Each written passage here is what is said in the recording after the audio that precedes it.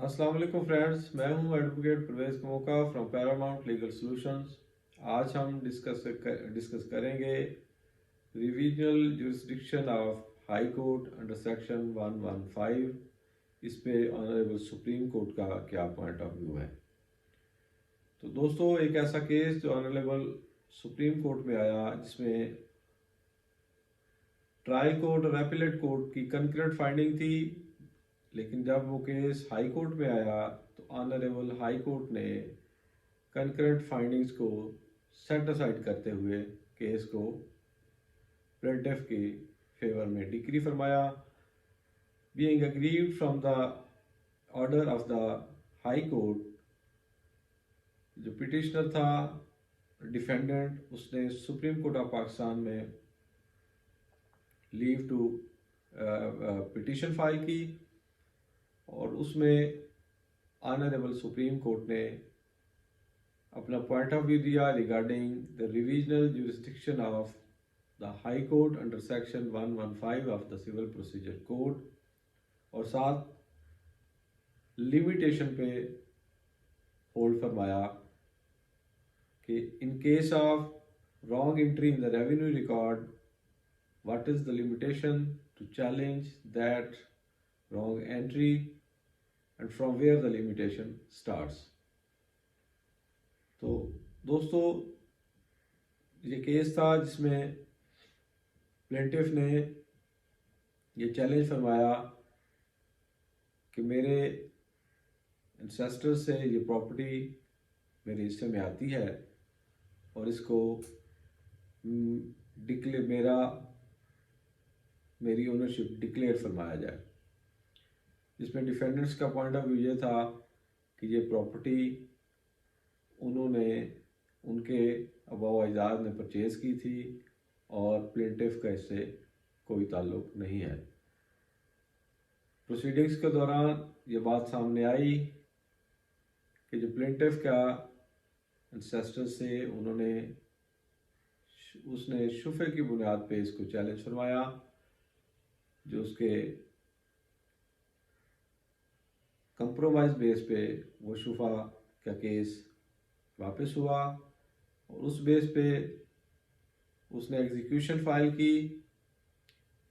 Execution में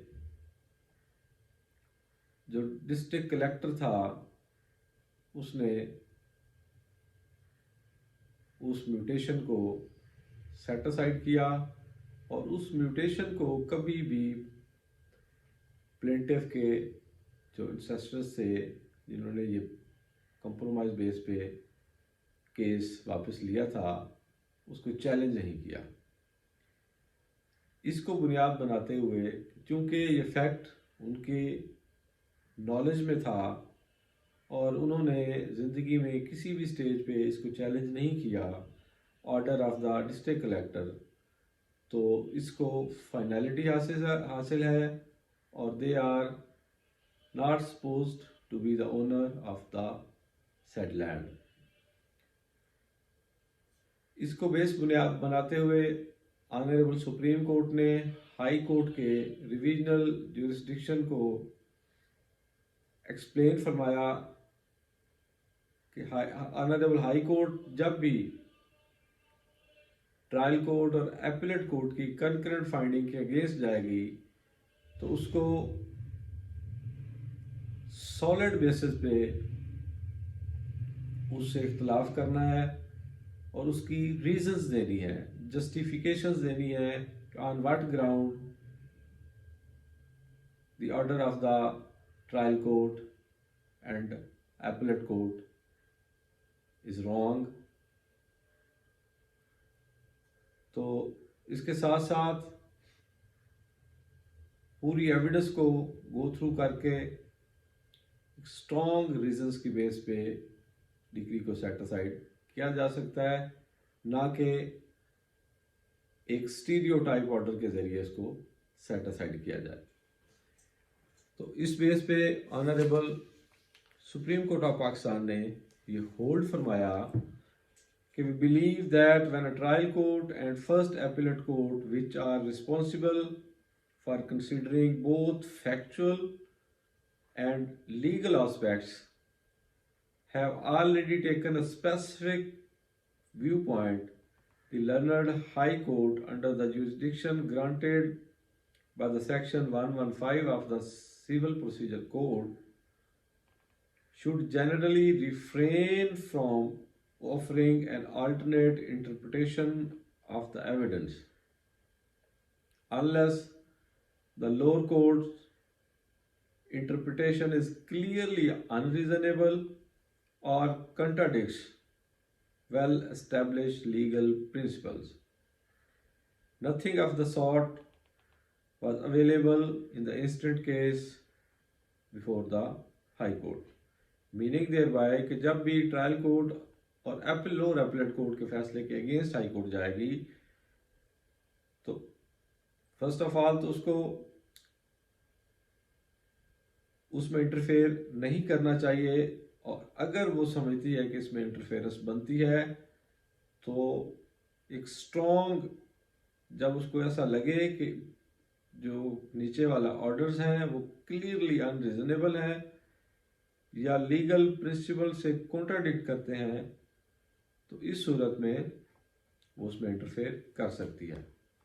दूसरा जिसमें होल्ड फरमाया गया कि it is settled principle of law that when a higher court is unsatisfied with the findings of the lower courts, the higher court must carefully examine and discuss the lower court's findings.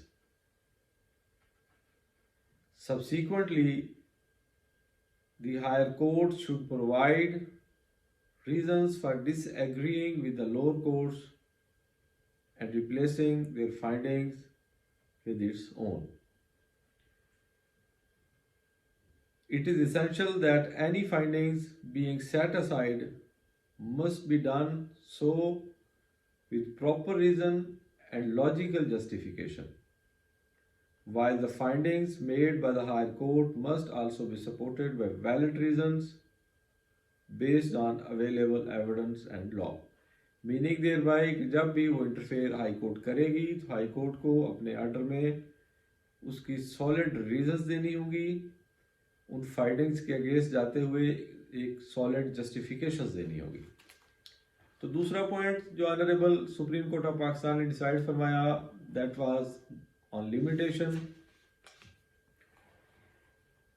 Honourable supreme court ने ये hold फरमाया कि जब किसी revenue record में कोई entry wrongly की जाती है तो उसको जब भी उसके नॉलेज में आएगी बात, उस डेट से उसकी लिमिटेशन स्टार्ट होगी और विद इन द लिमिटेशन उसको चैलेंज करना होगा, क्योंकि रेवेन्यू रिकॉर्ड में पीरियडिकली एंट्रीज की जाती हैं आफ्टर 4 years, और after every 4 years cause of action arise होती है। तो इस इशू को डिसाइड फरमाते हुए ऑनरेबल सुप्रीम कोर्ट ने होल्ड फरमाया कि the law states that if a wrong entry is made and in accordance with the prevailing land revenue act, the ownership entry is recorded in the register हकदारान ज़मीन। Each new entry in the latest record, typically updated every 4 years, creates a new cause of action. However, for a plaintiff to successfully argue that the wrong entry was unknown to them and lacked legal basis, they must demonstrate that the last wrong entry came to their knowledge. In such cases, the court has declared the suit to be within time. However, it is important to note that this court, as well as the principles of law of limitation, have never provided a blanket exemption from the law of limitation for individuals challenging an admitted wrong entry. Meaning thereby कि जब भी revenue record में कोई wrong entry होगी और उसको challenge किया जाएगा तो उसकी limitation from the date of knowledge record होगी। उसके लिए एक अनलिमिटेड लिमिटेशन नहीं दी जा सकती कि जब जिसका दिल करे वो आए और उसको चैलेंज कर ले।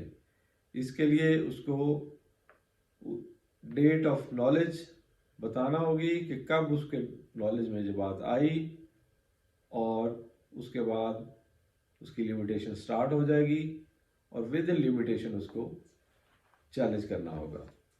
तो दोस्तों ये केस था honourable supreme court of Pakistan में 2023 SCMR 2103 शाह फखर आलम वर्सेस मुसम्मात शौकत आरा।